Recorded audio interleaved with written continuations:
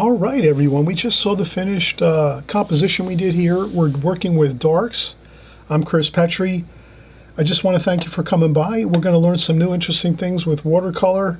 This is just a fun way to take a quick little 15-20 minutes of time, and we'll focus in on darks and painting darks in your paintings. How can you change them around, make them look a little better?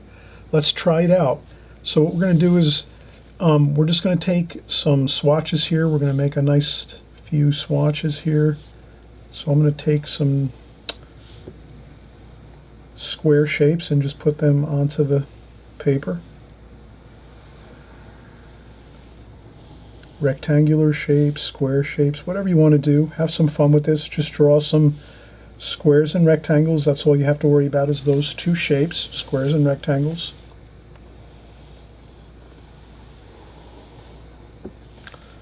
Like that. That's it. So we draw some squares, some rectangles, and we're going to make these all darks. Some dark tonal values. And we're going to try to modulate these and change these as we go, but keep them dark all the way through. And this is really important if you're doing some beautiful darks in your painting and you have a variation of shapes or subject matter. Let's say you're looking at buildings in a scene where there's a lot of darks. Let's say it might be a nocturne scene, a night scene, or maybe it's a sunrise or sunset scene where there's a lot of darks, and maybe you're creating some buildings and you want the buildings all to look dark because there's not much light, the sun is setting or the sun is rising where there's not a lot of light, but you need to get those changes in your darks to make it look interesting. You wouldn't want to just paint everything one color, right? Does that make sense? You wouldn't want to just mix one color, one dark, and say, okay, let's just do all the darks all the way through. That would look very boring, very uninteresting, would look unpleasant. So as an artist, we have to come up with ideas and say, how are we going to change our darks to make them look really good, but yet keep them dark at the same time? And we're going to do that right now. So let's start out. We're going to take I'm going to use just a square brush this time here. Let me see if I can find my square brush.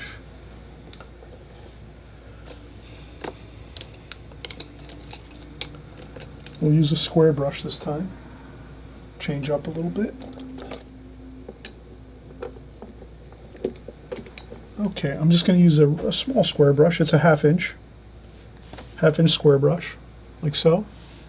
And you can see I drew out these rectangles and squares across here, and this is what we're going to do.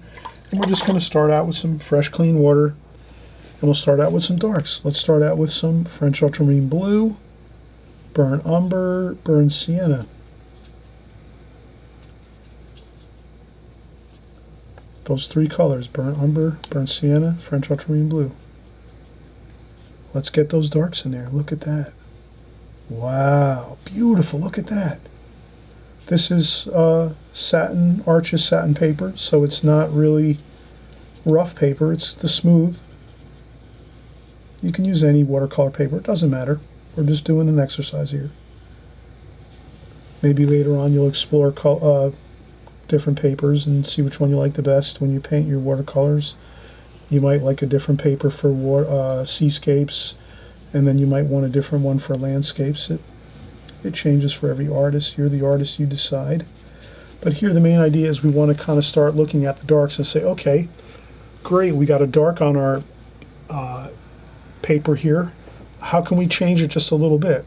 Well, let's go with just a touch, just add a touch of green. We added a touch of sap green to it. Let's see how that looks. Wow, look at that. Still a gorgeous dark. That's a dark wash there. That's a dark tonal value. Yet we changed it enough that it looks different and looks exciting.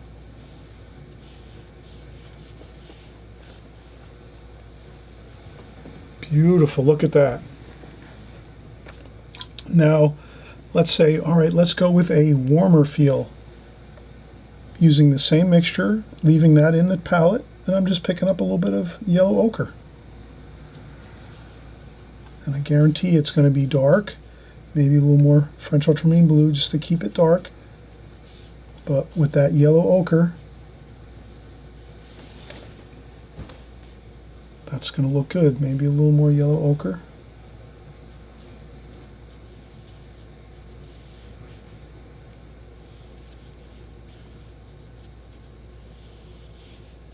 Wow, that's another gorgeous dark, and it is different. Look at that. Can you see that? It definitely changes in color quite a bit. But yet it's dark. If you squint your eyes when you're looking at this painting, as we're going here and we're doing this exercise, if you squint your eyes and you're looking at this scene, this picture here as we're going, this painting, you'll see that if you squint your eyes, they're all dark darks. Yet if you open your eyes and you're looking at it as if someone was looking at your painting, you're going to see that the colors are changing. That's looking really nice.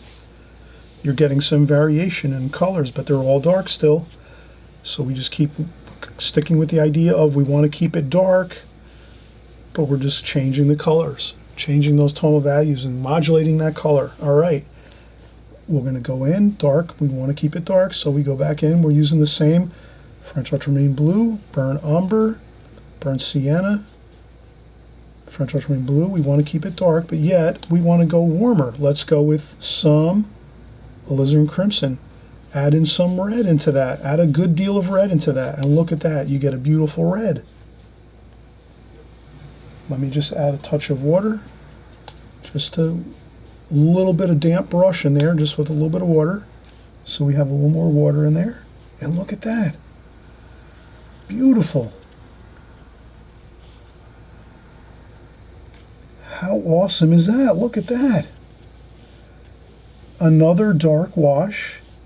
And look at that. It's night. It's really beautiful. It's dark. It's a warmer dark. It's got more red in it. We added the alizarin crimson to that same base colors that we were working with. So we're kind of working with these three base colors: French ultramarine blue, burnt sienna, burnt umber. Then you add in maybe a decent amount of red, and you get a more of like a violet color here.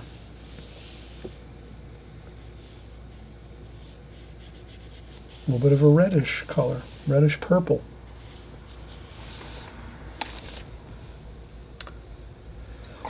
And then we look and we say, what can we do next? We have another cool, greenish, cool dark. Then we warm it up with some yellow ochre. We get more of an olivey color, a dark olive green. Then another dark red here. This is kind of like a rose red. And then what are we gonna, let's do one more cool. We did two warms here, two cools. We'll end up with a cool. And let's go with let's add some black. Let's add some Payne's gray to that red that we already mixed, and that should be fine. And wow, look at that.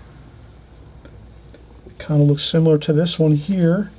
How can we change it a little more? Let's add some green.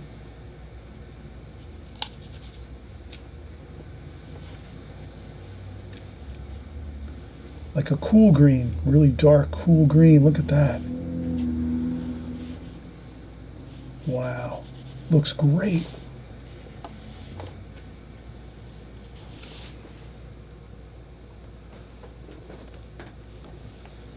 Okay, so that there is modulating your darks so that you're keeping it dark. If you squint your eyes right now, if you squint your eyes and you look at this, you'll see it's all dark. This whole group of swatches are all dark when you squint your eyes. And you can't even tell. It looks like all the same color when you squint your eyes. But then when you open your eyes, you'll notice that the colors do change as they go through here.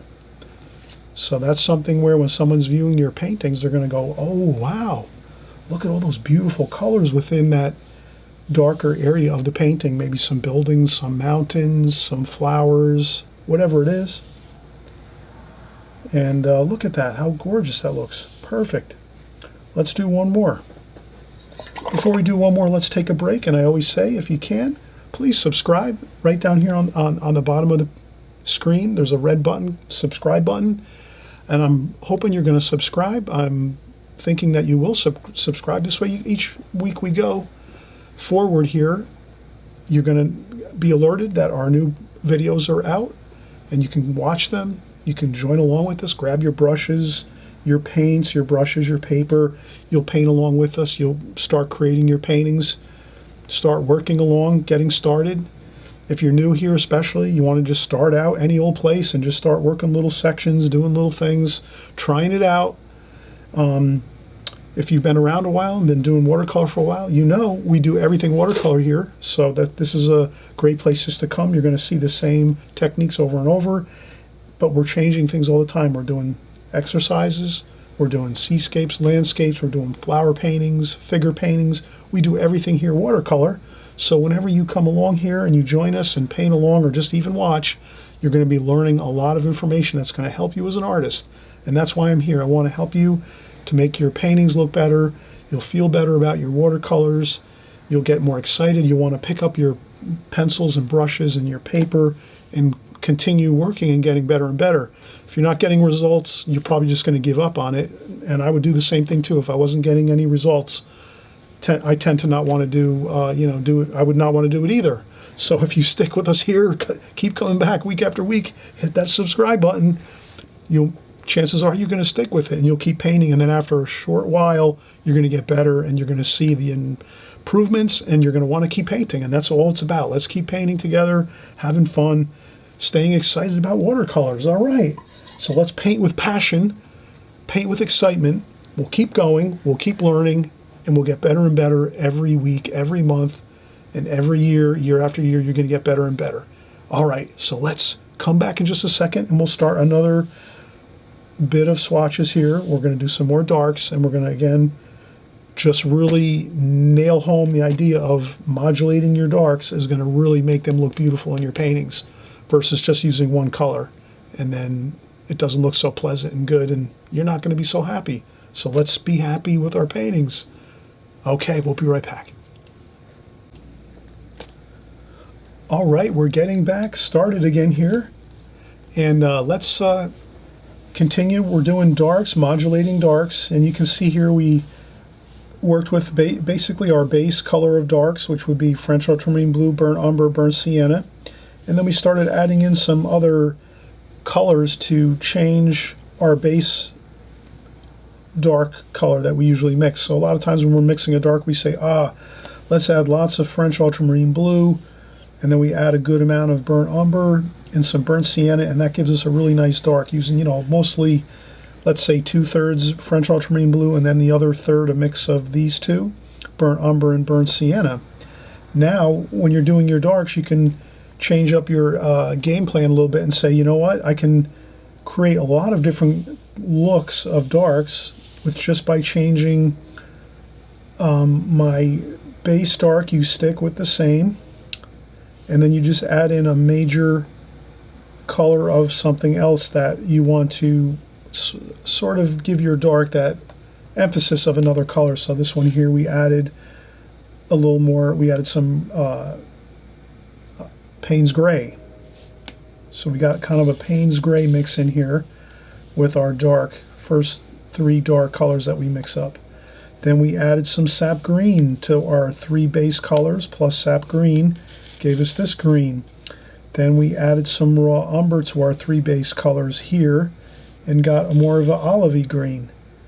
And if you leave some of the colors in your palette as you're mixing, that's fine.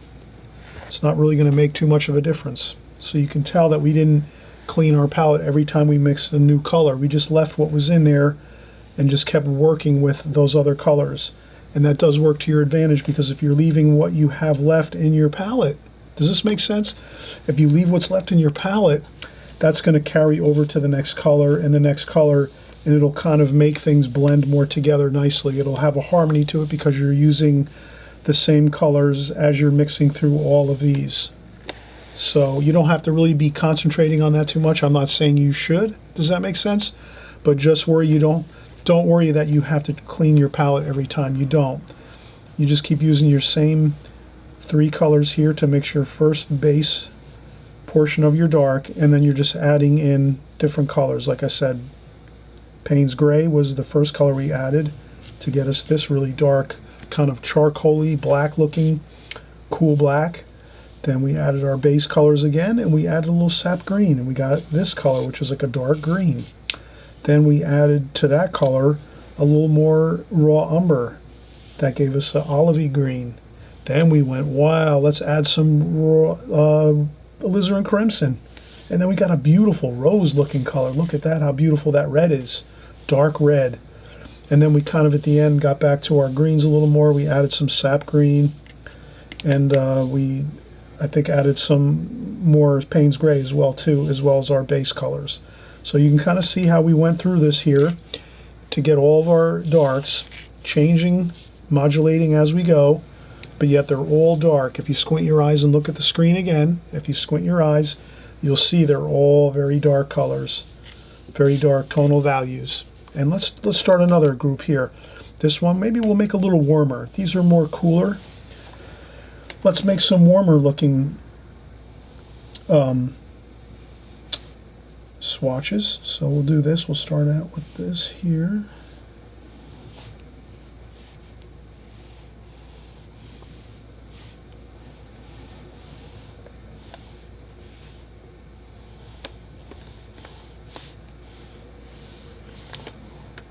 There we go. Squares and rectangles. That's all I did here. Let's start out again. I'm using my 1/2" Blix Studio Synthetic flat brush. Then we're going to start out. We can leave that green in there. That's not going to add any issues. French ultramarine blue, burnt umber, burnt sienna, just to get those colors in there. Now let's go with a really nice bit of alizarin crimson and yellow ochre. There we go. And that should be a nice dark. Wow, that's a beautiful kind of like earthy red. An earthy reddish brown. Very dark. Look at that. Beautiful. Now let's start moving along here. We leave this in here. We leave that in there. That's going to help us. That's going to help us to the next color to tie in with this color, leaving this in here. But we're going to go with a darker. Let's go with alizarin crimson and some raw umber. And then maybe just a touch of blue, a touch of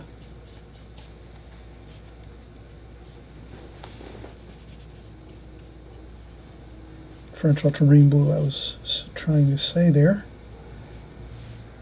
And look at that. Look at how gorgeous that looks. Beautiful. That's a real rich, dark red, brownish red. Now this could be colors you're using for maybe like a western landscape. Maybe you're trying to create some mountains, a western painting out west, some, you know, the beautiful beautiful mountains that are red colors and golds, reds, browns, rust colors. You have it right here. You're working your more warmer tones, tonal values here. Warmer colors. Let's go with another. Let's see here. Let's even get more red. Let's go with a real fiery red. And let's use a fiery red and fire it in. Cadmium red. Wow, look at that.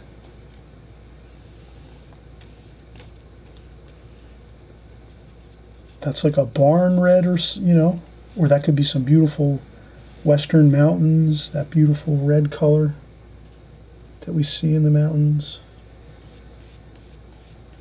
Look at that, how beautiful that is. We're modulating colors again. And if you squint and look at this right now as we're creating this, and you squint your eyes, they're all darks. These are all dark colors I'm mixing, but yet we're getting lots of variation here. It looks really good. Well, let's do it. Let's get another. Let's do some more gold. Let's do raw umber. We're just going to add raw umber to this same mix we just had here. And what we're doing is we're kind of working things as we go, leaving the same colors in there. You can even add in some yellow, cadmium yellow. That's not going to hurt anything. It's going to stay dark. Maybe you add in a little blue. Look at that. Wow, gorgeous. Kind of an orangey brown, gold color. But if you squint your eyes again, you're going to see that's a dark. So again, we're doing all darks here, but we're just modulating those colors. And I think we'll do one more. Let's see here. I think we should do maybe something maybe cooler here. Let's do a purple. Let's add some purple in here.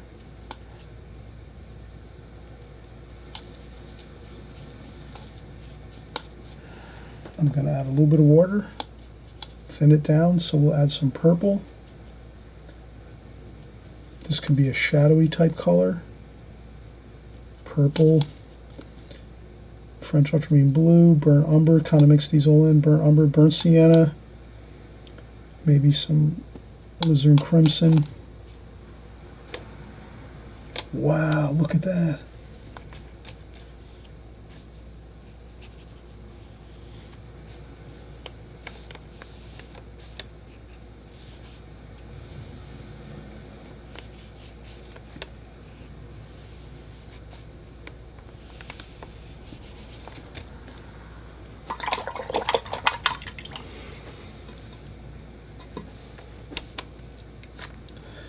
If you need to add a little dark, take some of that color we just mixed here.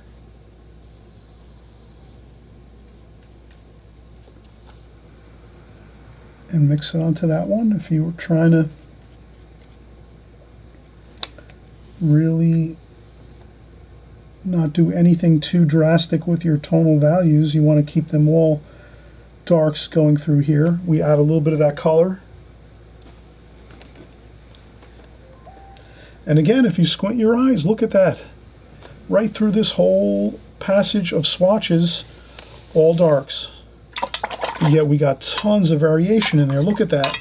We got like a light brown. Then we got like a dark brown reddish. Then we got a really dark red, a nice rusty red here. Then we got a nice dark gold color. This is like an orangey yellow with darks in there and some purple we added. And then here we have that beautiful purple, shadowy, dark, shadowy color. If you need shadows in your darks and you want to mix a color, we added the purple into our mix. And then if you want to take it to the next level, after you're done doing this type of an exercise, you just write down the colors that you used underneath each of these swatches. Let's do it now. We could do that. Before we do that, let's take a quick break. I just want to take a quick break, relax a second, and then what we'll do is we'll just get the kind of general idea of the colors we were using as we were going through this. Some of you that might be fanatical, you might be saying, oh, I'm going to go back and make sure all these are correct, and that's good. I want you to do that. If you're really excited about your darks and you want to kind of really make sure your darks are coming along nicely, you can stop the video. As I created this video, you can go through it very slowly, hit the pause button, each mix that we make, and you can kind of write down each of the mixtures of colors. I think I pretty much spoke out loud the colors we were using as we were going. I can pretty much look at these myself. After many years of painting now, I can look at these kind of swatches and I can tell you what colors are in there for the most part. But eventually you'll get to that point where you can just look at any paint on paper and say, or anywhere, basically out in nature, TV, pictures, watercolor paintings. After a while, when you work with your colors and you stick with your same palette that you use every day, all the time, every week, whatever, however much you practice, if you stick, does this make sense? If you stick with your same palette of colors all the time, you'll be able to eventually pick out any color, anytime, anywhere, whether it's out in the nature when you're, looking out at the grass and the trees and the flowers. You'll be able to say, oh yeah, that's a red flower, that's an alizarin crimson color flower, or that's a cadmium red flower, or you'll be able to say that's a cobalt blue sky, or today the sky looks more cerulean blue, very light, or oh, that grass looks like it's sap green, or oh, this is the time of day it is, it's sunset, things look a little bit more warmer and orangey. It might look like a warmer green, like a olive green, certain colors, grass, trees, whatever. So you'll see all that as you go. And it's exciting, it's fun. So keep learning, keep growing. We'll come right back just for the next few minutes. We'll take a break and then we'll come back and I'll just jot down the colors under here, under our swatches. And I want you to do the same thing too. Make one of these for yourself, have it in your studio, have it with you, leave it in a folder, in a drawer, in a tub, in a little container, whatever you want to, organize your paintings, your practice swatches, whatever you're doing. Keep it so you can look back and refer to it, because this way you don't have to keep going back over and over things. You can do this one time, and now you have a template for your darks. So when you're painting your darks in your paintings, you can go, oh yeah, I got the template, it's right over here. You grab it and you go, oh yeah, I mixed this color, I want this one. Or, oh, I want this color in my painting. Well then good, you got the colors right there. You wrote it down, you did our exercise, then you wrote down the colors, now you got it, you keep it in your studio, and there you have it. You don't have to stress over worrying about how you're going to do some beautiful darks in your painting. You got it right here. Okay, we'll be right back. And again, thanks so much for coming by every week with us here. We're having lots of fun. And I'm going to take a quick break, and then we'll start up again, and we'll just finish this up in the next 5 or 10 minutes. Okay, Chris Petrie here. Thanks again.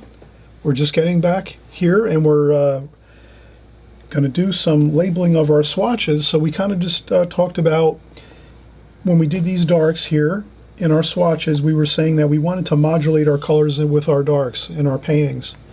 So whenever you're having a painting where you're doing a lot of darks, maybe again you're painting night scenes, or maybe you're going to paint some scenes, some watercolor paintings where you can have lots of darks. Doesn't matter what the subject matter is. The best route, the best course of action is to try to modulate your colors, your darks, change them around as you go through your painting. It looks much more beautiful, much more interesting, much more pleasing and pleasant if you were just to take one dark mixture and just use that one dark mixture throughout your whole painting. That wouldn't be nearly as good looking a painting, exciting a painting. So my idea is I want to share this tidbit of information, and I hope you're going to take this, maybe make a swatch of your own just like this one here. It's on some satin paper, watercolor paper. You can use any kind of watercolor paper, and you can just basically do this, very simply. You just draw your squares and your rectangles. It doesn't have to be just like this. It can be different, the shapes or whatever. That's fine. You can do circles if you don't like squares.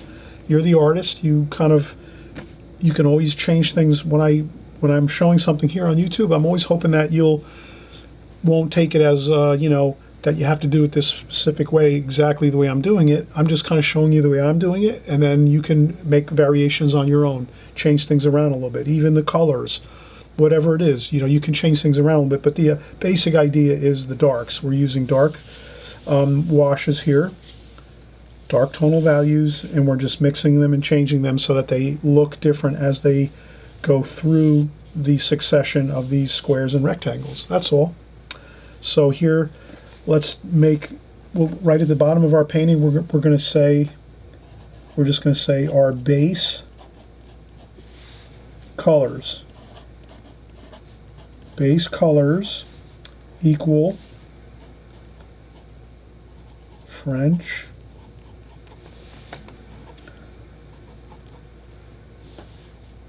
ultramarine blue, burnt umber, and burnt sienna. That's our base colors that we use to make our mixes. So whenever we're going to start out and make a wash of these darks, we're going to start out with these three colors: French ultramarine blue, burnt umber, and burnt sienna. And we can say that it's half French ultramarine blue, quarter and quarter, half part, quarter part, approximately. That's our base colors.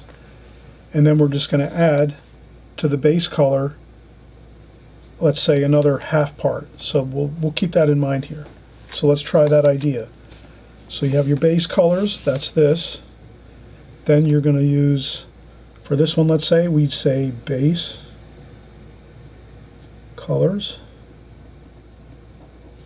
plus, we added French ultramarine blue. So then we add plus 1/2 Payne's gray.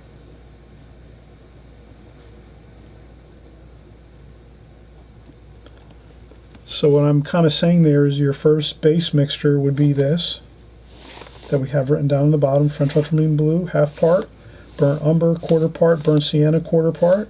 That equals 1 whole.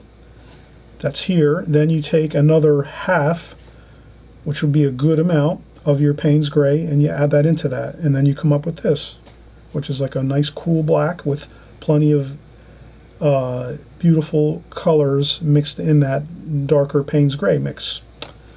Then here we're going to use base plus 1/2 sap green.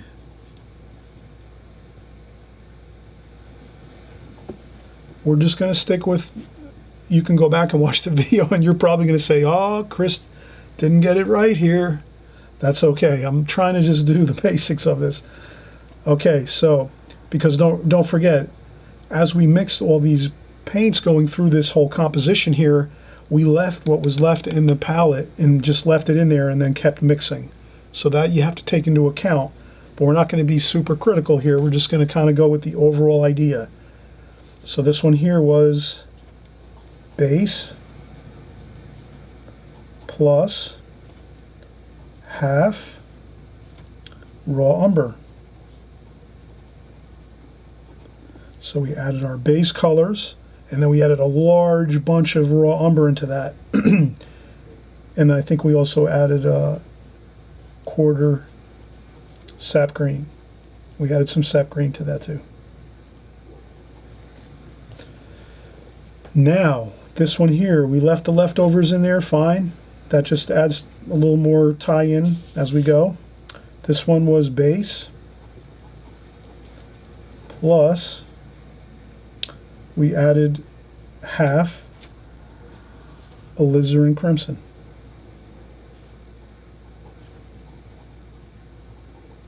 Which looks beautiful. That's like a rose color. That looks really beautiful. So that here is all these colors so far. Now this one here, we added base plus 1/2 sap green, and then 1/2 again of, or 1/4. Let's see if we have something. There we go. We have some white out.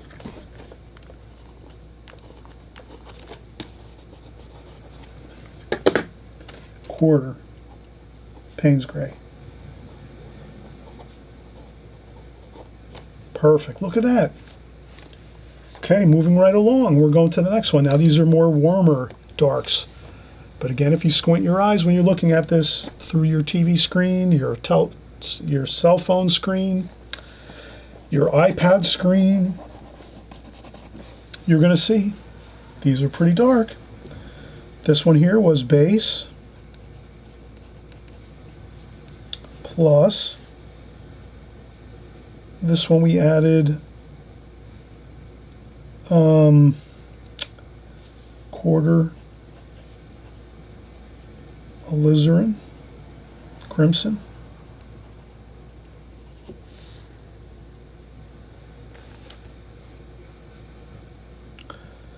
and 1/4 cad red. I believe that's what I used. Okay, then this one here we used base plus, we added 1/4 burnt umber. We added more brown and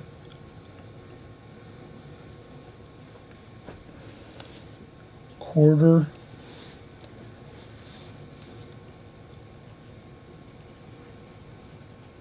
alizarin crimson. Something to that. I think that's what we did here. Okay, this one was base plus cadmium red, quarter cadmium red.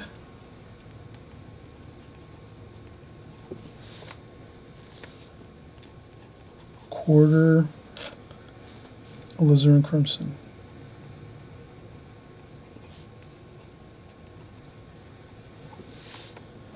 Okay, now this one up here. Base plus, we used quarter raw umber, quarter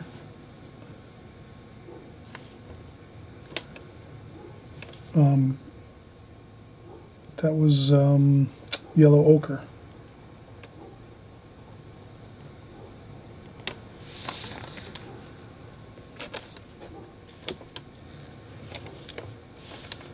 Okay, and then this one over here, base plus, that was quarter burnt umber maybe, and a quarter of ultramarine violet.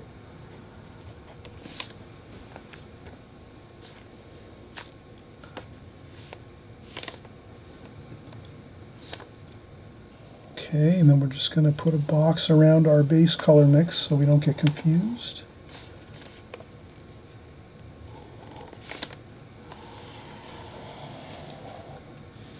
Okay, these are approximates. I think I got somewhat close to what we mixed when we were doing the exercise. Might not be 100% accurate. If you want to go back, I'd encourage you, everyone, if you want to go back and actually really keep track of everything and write down the colors even more closely to what we did, that's even better yet. That's fine. The only difficulty that we would have is I did leave a lot of the mixes as we were going in the pan, in the paint box, as we were going, as we mixed to the next and the next and the next swatch. So that's the only thing that can be a little bit, challenging to kind of keep track of that. So that's why I just put down base colors plus the majority of what I'm seeing here. So the base colors plus a lot of Payne's gray, base colors plus a lot, half sap green, another half mixture of sap green. This is more of an olive green. You can look at it as, when you're trying to mix these, maybe just try to mix what you're seeing here.